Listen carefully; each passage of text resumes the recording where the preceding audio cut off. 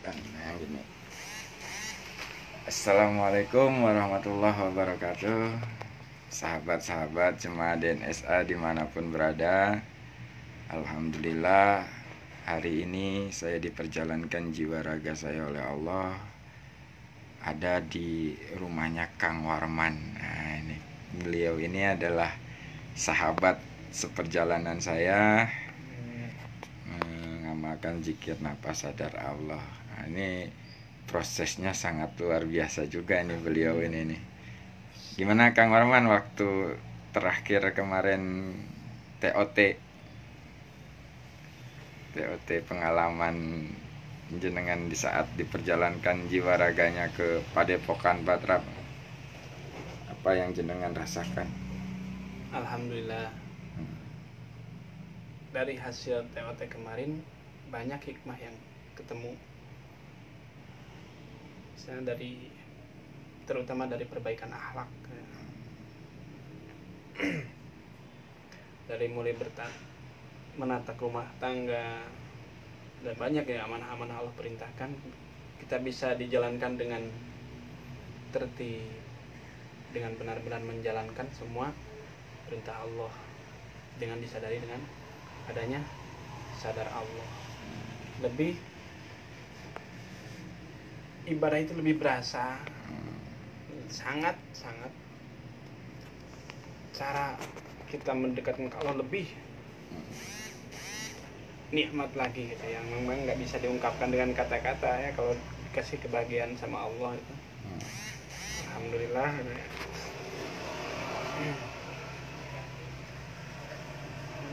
Jadi intinya hidup ini lebih terarah ya Kang Warman ya. Alhamdulillah, Nah, ya jadi segitu jadi lebih terarah, kita lebih bisa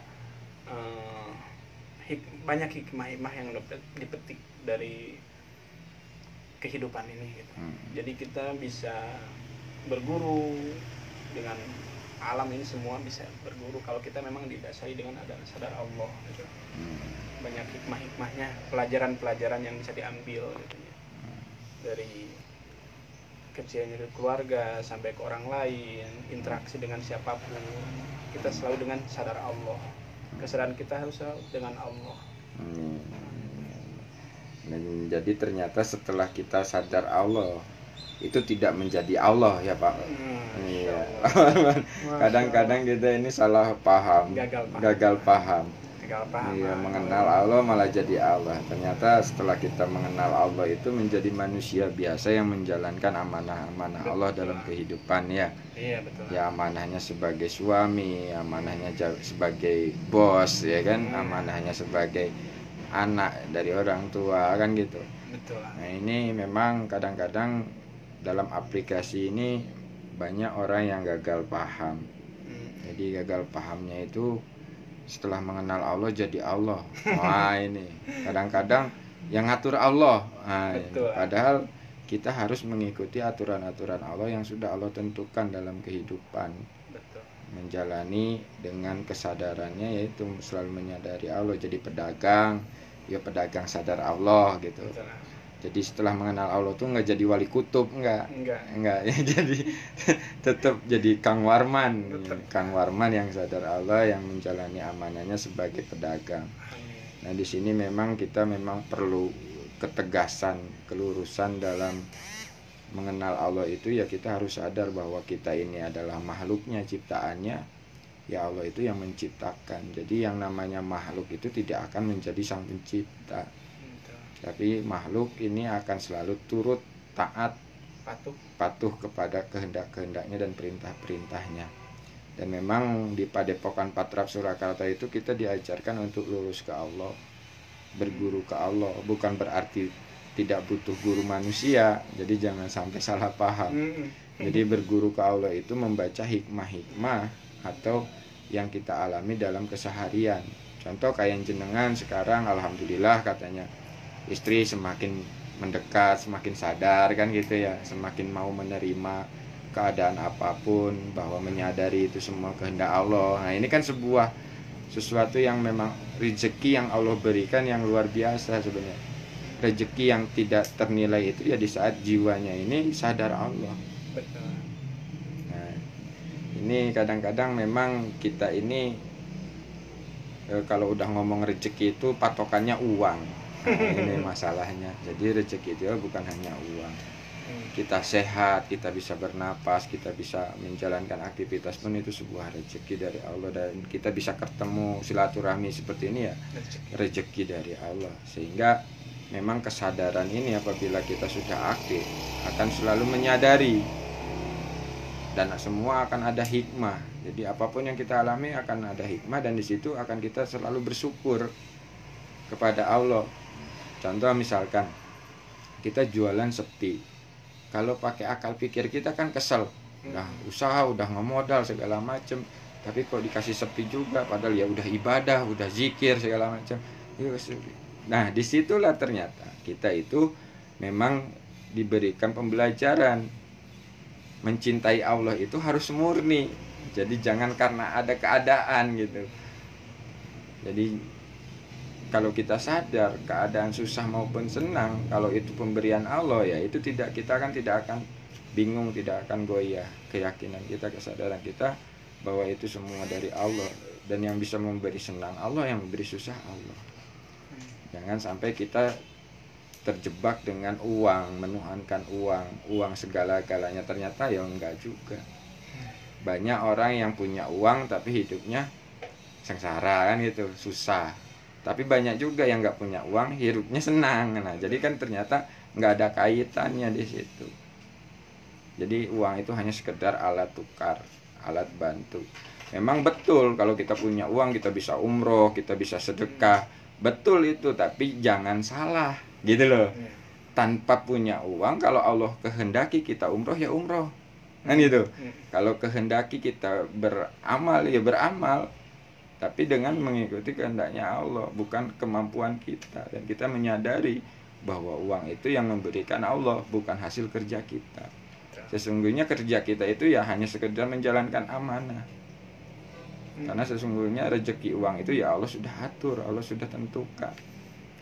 Ya Kang Warman udah ngerasain sendiri. Kalau secara dengan usaha, saya udah usaha, kok malah rugi, kok malah bangkrut. Nah di situ kan sebetulnya pembelajaran bahwa yang memberikan uang, yang memberikan keberhasilan itu bukan usaha, tapi Allah, kan gitu ya.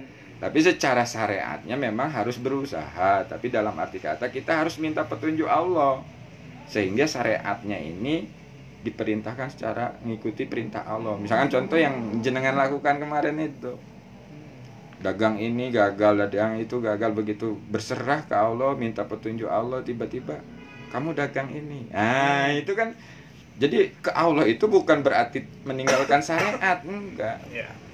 Maksudnya ke Allah itu ya Allah dinomorsatukan dulu, minta petunjuk Allah dulu. Nanti setelah ada petunjuk, itulah yang dijalankan sebagai syariatnya. Betul. Gitu. Jadi jangan sampai kita gagal paham, sudah berserah ke Allah terus nggak ngapa-ngapain, diam aja di kamar. Ya nggak gitu. Salah. Jadi yang berserah itu jiwa raganya ke Allah, tapi jasadnya ini kan tetap menjalankan amanah. Yaitu kesadaran jiwanya ini yang berserah total. Jadi apapun yang didapatkan, apapun yang dialami, itulah kehendak Allah, sehingga kita tidak kecewa. Itu ya Kang Warman, alhamdulillah ini jadi ingat Kang Darman. Kang Darman lagi ke Cirebon katanya. Nah, ini ada Mbah Bejo, jangan turun level 1 ya. Oh inji Mbah. Kalau udah turun nanti naik lagi di level 4 Mbah. Naik turun tuh biasa Mbah. Ada komen udah? Ada ini Kang Dodi hadir, alhamdulillah.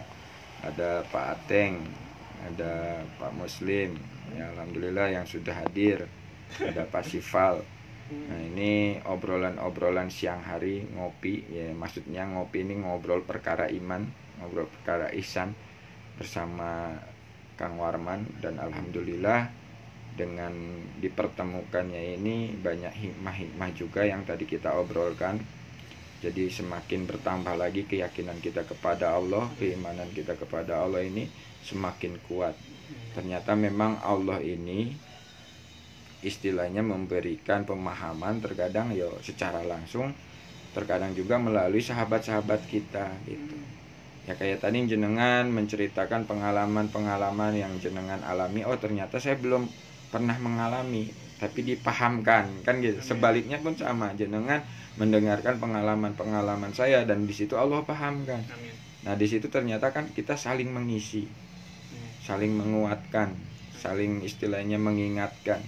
Nah itulah fungsinya kita bersahabat. Jadi hablum minallahnya harus kuat, hablum minannasnya juga tetap berjalan dengan seperti biasanya.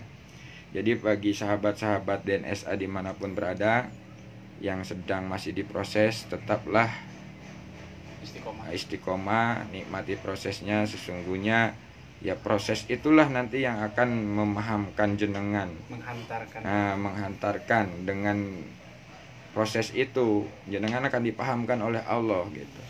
Oh kenapa saya diproses seperti ini, oh kenapa saya diproses seperti ini. Ternyata ada hikmah. Nah di saat sudah memahami hikmah, otomatis akan selalu bersyukur.